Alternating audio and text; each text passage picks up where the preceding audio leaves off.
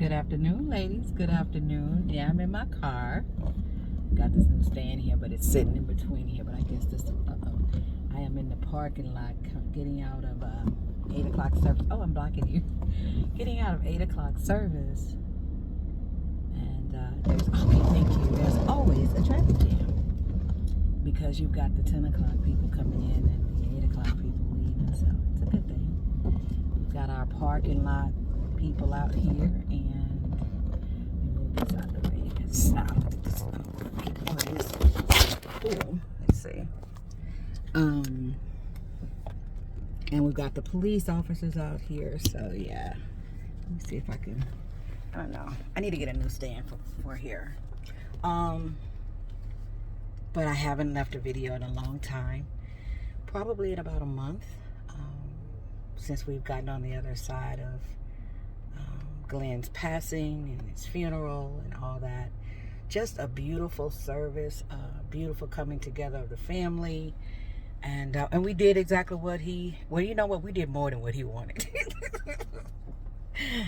I was laughing with the children because, you know, there was this inside joke that Glenn didn't like a lot of fuss. He was not a people person. He was not even a phone person. I shared with them during the eulogy that I said, you know, his remedy for telemarketers was to put his phone on silent, forgetting that he got other people calling him, right? So, but yeah, that was Glenn, okay? So if you tried to call him and he didn't respond, it was because he wasn't a phone person. He'll get around to it. So, but as an ex-wife, I had the privilege. Let me see, is it privilege or let me see, how you put it? I had the what? Access?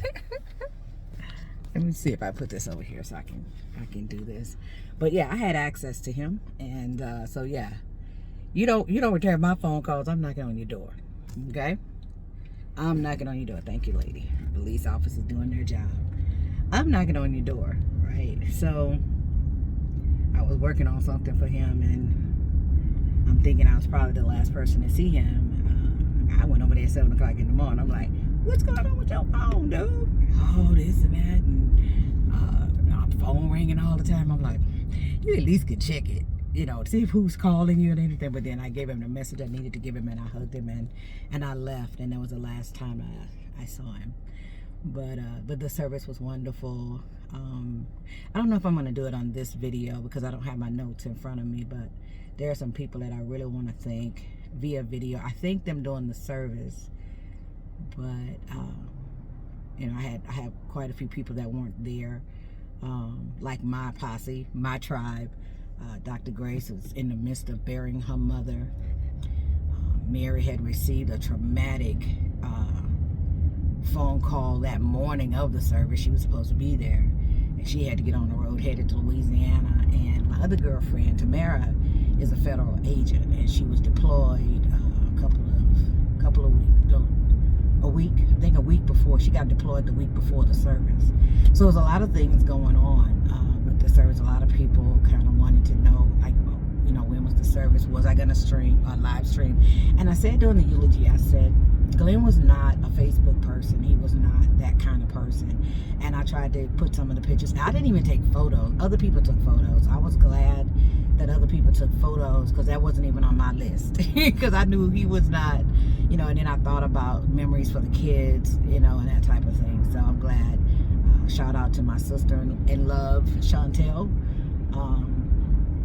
and some other people who took photos and sent them to me because it was not even on my agenda, but they were beautiful. It was a beautiful day and everything. So, and there was a couple of resolutions that we received as well from Luke, from Praise Christian Center. It was a church we attended a couple of decades ago, but was glad to see Pastor Randolph at Glenn's service. And so yeah, it was a beautiful day.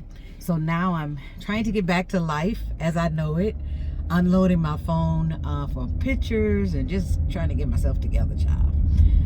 I had a business trip that I had to take in the middle of him passing and the funeral, and shout out to my girl Mary who went on that trip with me, and I had pictures from that was in Atlanta.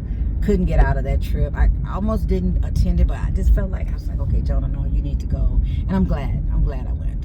And so it was a very productive trip. Got a chance to meet a lot of women in crypto, a lot of Kingdom Investors Club members. So yeah, definitely I'm glad I went. So this is my video. Back to business. Not back to any like working on my company business. I'm back to my corporate contracts because I'd been on bereavement for a while, and I had a couple of project managers. Shout out to Tech Systems Global. And I did this in the eulogy. I just had to thank some people because, you know, we'd never as a family gone through this, and so it was new. Yeah, we had the support of the funeral home. Shout out to the Diaconate. You know, I don't know how many deacons we have in our church anymore. I just know it's probably well over 30, 40, 50. But the Diaconate of the Luke Humble was just absolutely amazing from start to finish. Assigning us Deacon Gamble, she was amazing, helping me walk through the process and, you know, and program and getting everything done and all that.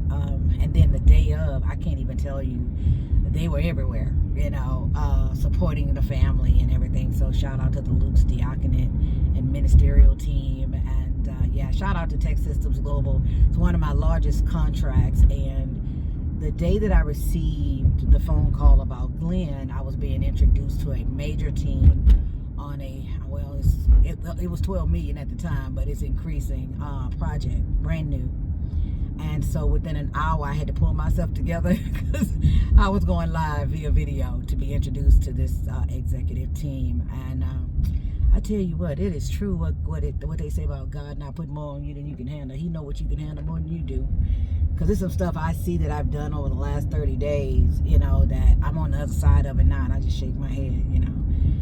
Me and my girls, we had a couple of days to go into Glenn's residence and clean out everything. That was difficult, so I'm glad I was there. Shout out to my brother. He was there to help us, you know, do that, and that was hard. You know, here's the thing, when you're in it, God gives you the strength to get through it. And then on the other side of it, your flesh feels the weight of it. And so I was so glad when I woke up that Wednesday after Thursday, I think it was, because we cleaned out this place Tuesday and Wednesday after the Monday he passed. And I woke up Thursday morning feeling the weight of all of that, all the phone calls. And a lot of people didn't understand why it took so long. But because it was, what do they call it? Oh God, I forgot the name of it, guys. I don't want to blank. But it's when the medical examiner's offices are involved. They welfare check. His apartment did a welfare check, and they found him. And so when Harris County is involved, the wheels don't move very fast.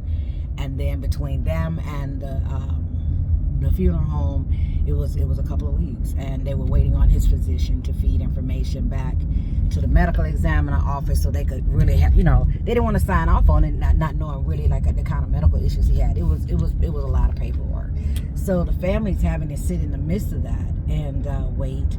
And then we hit Easter weekend, and I just didn't really want to have it at the funeral home. That was my personal preference. I laugh every time I think about what Glenn wanted, because Glenn didn't want anything. When our baby girl was the last one at home, Nisha, she and I laughed about this because he used to say all the time what he wanted.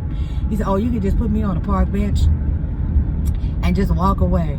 And man, Nisha would look at him and be like, don't nobody want to look at your rusty, dusty self on no park bench while we walking our kids and dogs at the park. Lanisha would say, Dad, ain't nobody gonna be walking past you, bird poop all over you and all this kind of stuff. So, but that was Glenn. He didn't want a lot of fuss. He wasn't a lot of fluff and fuss, and he was not a people person, and not social media. He wasn't into all that. Glenn was not even a phone person, like I said. So what we did for him, though minimal to maybe some other people's standards, was more than what he really wanted. But we believe we served him respectfully and dignity, and so that's what mattered to me. I know it was a little odd. People were like, okay.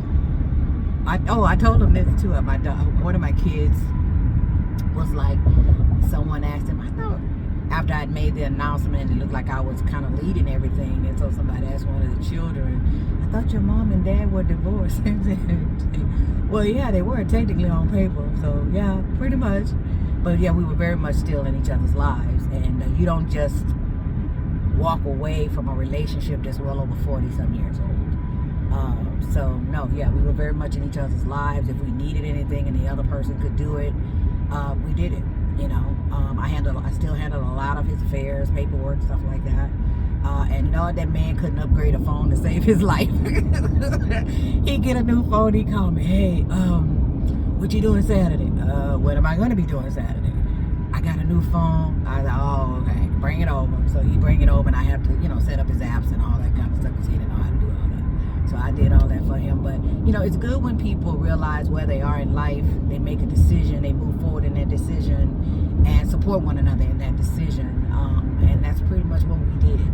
You know, we were together for Thanksgiving. We were together for Christmas. And that was who we are. You know, that was who we were.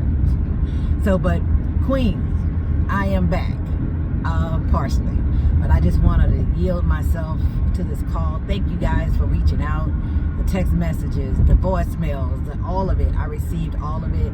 And I really, really appreciate it. And just shout out to the leaders of the Kingdom Investors Club for holding down social media platform. Hattie Hall, Evangelist Hattie Hall out of Lansing, Michigan, and Joanne Smith out of Bermuda. You guys hold down all our social media platforms. And every now and then, I was in and out. I'm back now, but I was in and out just kind of checking on things. You guys was holding it down. Welcome to our new members of the Kingdom Investors Club. I see you as well. I've reached out to a few of you to introduce myself. To the Queen Network. Some of you have been added to the Queen Network. And ladies, I will put this video in the Queen Network. Feel free to invite your friends. We will be going live with guests inside the Queen Network. I'm about to get on the road. The next live event will be Women in Crypto, the faith-based edition, live in Dubai. Guys, have a blessed Sunday. I'm headed to brunch. Enjoy yourself. Take care of yourself. And make sure you're supported by your tribe. That you are in a tribe that you're supported by. Let me just put it like that. Have a great day. Bye-bye.